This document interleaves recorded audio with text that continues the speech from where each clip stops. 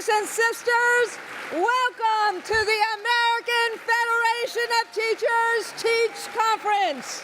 This is still the place to discover fresh approaches to everything we do, from classroom management to education policy.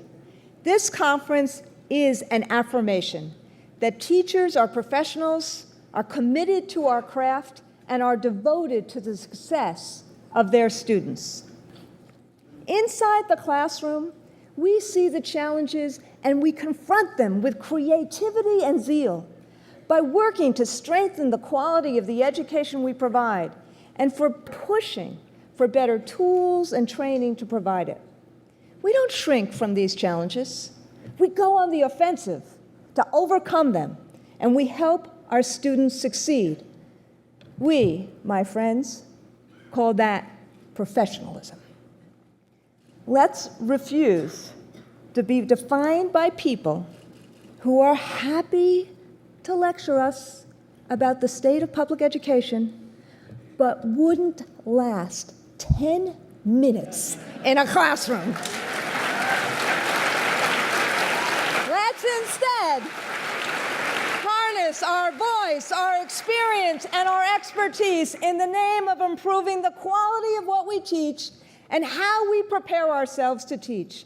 Let's strengthen and deepen the bonds of community. Let's embrace an agenda based on quality.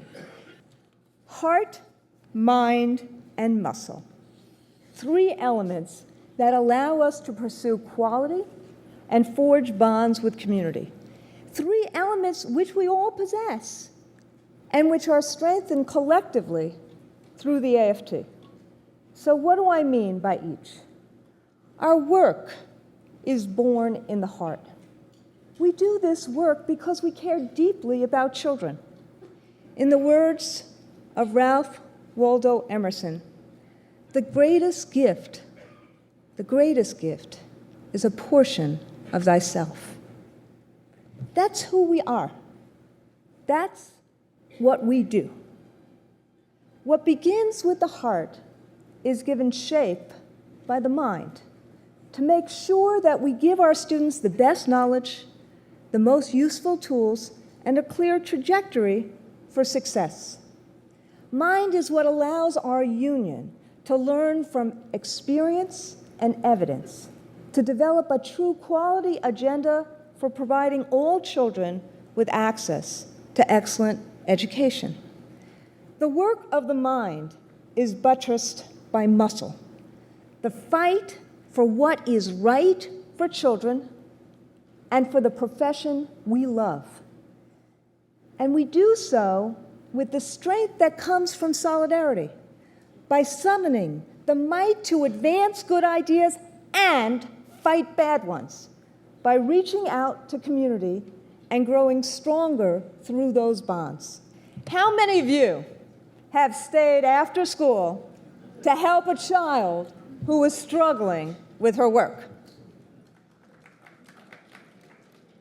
How many of you have stayed up late into the night when you were well beyond tired to grade papers or prepare for the next day? Or dug into your own pockets for supplies for a child who didn't have them? Or brought a snack or a winter coat for a student who looked hungry or cold? Virtually every hand went up for every question.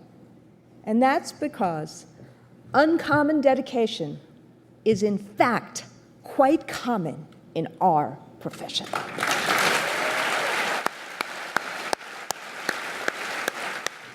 Many people talk about American exceptionalism.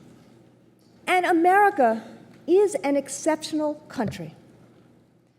But American exceptionalism doesn't justify American exemption from what works elsewhere in the world.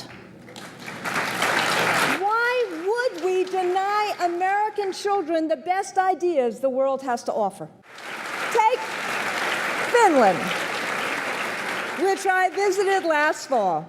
Teacher training is demanding, rigorous, and extensive, with ample clinical experience.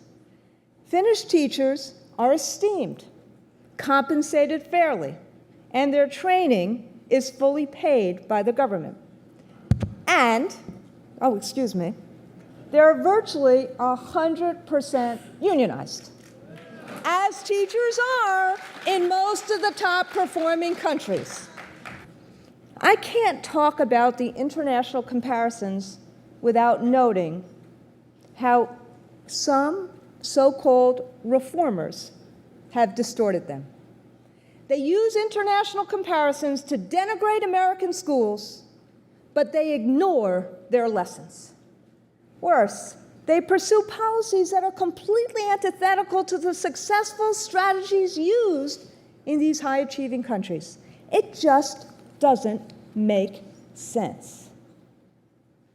While other countries were setting a course, one that was supported by investment and political will, what was the United States doing?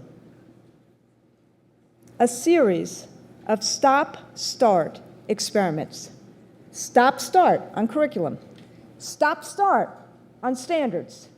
Experimenting with vouchers, merit pay, tour of duty teaching, and the latest experiment, Race to the Top.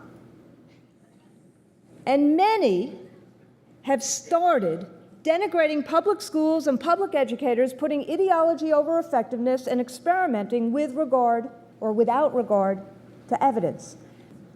Bottom line, too many teachers leave before they get really good at their jobs. So unless we move teaching from a service project to a sustainable profession, it will exact a huge cost on our schools, our children's achievement, and the progress as a nation. And what's the price tag for all this churn? $7.3 billion a year. Because this drop-in, sink-or-swim model puts American schools in a constant and costly cycle of recruiting, hiring, inducting, and training. The high-performing countries I've visited are shocked at the turnover in America's public schools. It is time to start building a high-quality education system by cultivating high-quality educators, whether from excellent teacher colleges or even alternative routes, with ample clinical experience, focused induction, and ongoing professional support throughout a teacher's career in an environment that fosters respect. The heart to care, the mind to lead, the muscle to make a difference every day. That will be a worthy and noteworthy body of work. And when we use them in concert, we'll be able to improve the quality of teaching, the profession of teaching, the esteem in which teaching is held, and more important than any or all of these, the vitality of our communities, the lives of our children, and the life of our nation. Thank you very, very much.